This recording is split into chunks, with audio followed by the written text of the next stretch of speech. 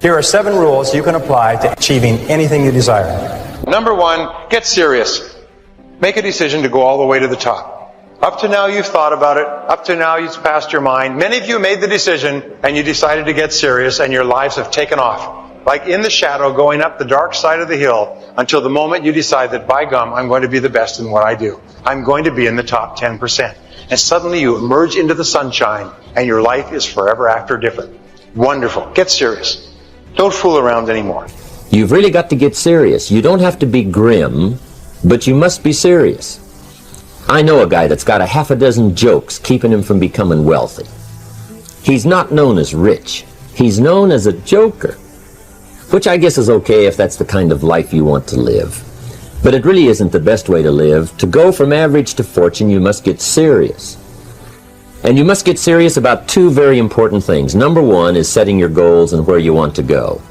Designing the next 5, the next 10 years is so vitally important. What do you want to do economically? Where do you want to go? What do you want to be? What would you like to have? What would you like to share? How much would you like to earn? How far would you like to go? Those are some major questions to ask. And for that all to work out like you want it to for the next 5 or 10 years, in my personal opinion, you've got to get serious. Say this to yourself every day. I can write my own book. I can have my own business. I can take the trip and travel around the world. It's possible. I can bounce back from adversity and reinvent my life. It's possible. The second letter of the 10 is competence. And this is a discovery that I made a couple of years ago, and it just staggered me because I've been studying success for years. And then there's the book In Search of Excellence, and then there's The Pursuit of Excellence, and then there's Refinding Excellence and Losing Excellence, and all the excellence books. And I sat down and looked at this whole concept of excellence, and I saw something that I hadn't noticed. It's almost like something brought to the surface of your mind.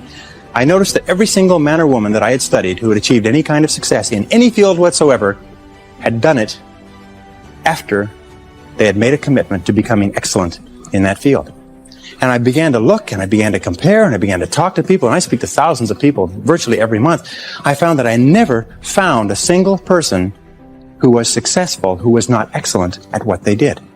That competence, the commitment to becoming excellent in your chosen field, is an indispensable prerequisite for success, that if you are not good at what you do, you haven't got a chance in our competitive society unless you win the lottery. And only the top 5 or 10% are excellent. You must commit yourself to excellence. You must commit yourself to becoming the best. And the wonderful thing is that excellence is a journey. It's not a destination. You never get there. Complacency and satisfaction are the key enemies of excellence. But once you commit yourself to becoming excellent, the whole world opens up for you. It's possible to exercise self-interest, but to do it in such a way that no one loses, everyone benefits. Life was not designed to give us what we need. Life was designed to give us what we deserve. We do not reap a harvest in the fall because we need it. We reap a harvest in the fall because we deserve it. And within every single person here, you have 4 ideas, an average of 4 ideas per year driving to and from work, any one of which will make you a fortune. Any one of which will make you wealthy. How many times, I can prove it to you. Want me to prove it to you? How many times have you been going about your daily business and you see the need for a product or service? And you say, now I wonder why somebody doesn't produce that. And then 2 or 3 years later, a company comes out with that idea, or some company comes and makes $1 million at it, and you say, I thought of that idea 2 or 3 years ago. Every single person here has had that experience. What you have to do is trust your ideas. Number 3 is practice what top people practice, which is what is called idealization. You project forward several years and that you imagine that your life is perfect in every way. Now, what we have found is this is the starting point of great riches, and it's the starting point of great success in life, is for you to have a dream or a vision of a wonderful future. Here's an exercise that we give people in our audiences, is take a sheet of paper and make up what is called a dream list. It just allows you to just run wild and just write down everything that you could think of that you could possibly want. I had a friend who I taught this to, and he got so excited about it, he bought a spiral notebook, and he began writing. And he'd go through the newspaper, and every single thing he saw in the newspaper that was nice, he wrote it down as goal. He ended up, first time through, with 330 goals. With the end of the month, he had 500 things that he wanted. The interesting thing was that his life exploded. He activated the law of attraction, and he began to attract into his life people, circumstances, ideas, resources, insights that began to move him toward the accomplishment of the goals. Then you have to get serious about another important subject. And that important subject is called personal development.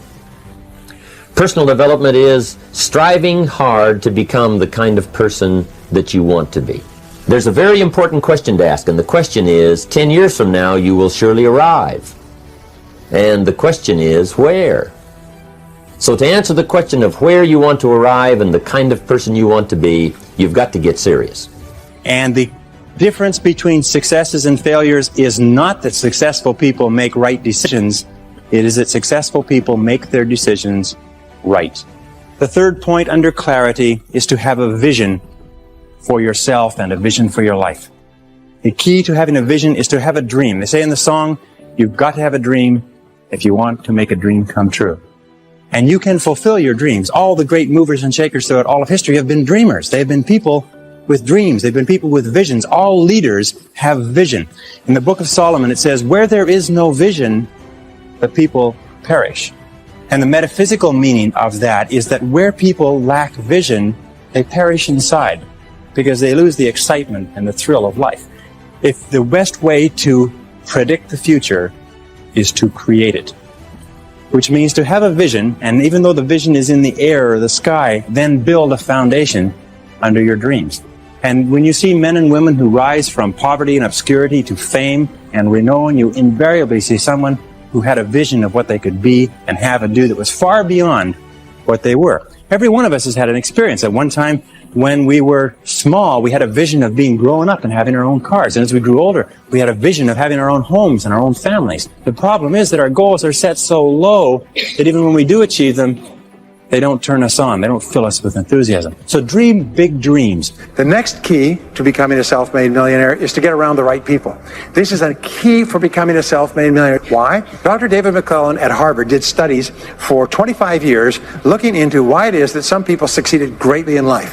What he found was as much as 99% of your success in life is going to be determined by what he called your reference group. Your reference group are the people with whom you habitually associate. Why? It's because we are like chameleons, and we absorb through the skin the attitudes, the opinions, the behaviors, the style of dress, the style of speech of the people with whom we associate most of the time. If you start to associate with winners most of the time, you find that they have a totally different worldview. They're positive, they're upbeat, they're focused, they're learning, they're growing, they're positive at what they're doing, and you start to become like that. There is what you heard about the law of attraction. And the law of attraction says that if you change the way you think, you start to attract new people into your life. If you become aggressive about personal development and personal growth, you start to meet other people who think the same way. And the old groups of people that you associated with fall away, and the new group of people appears.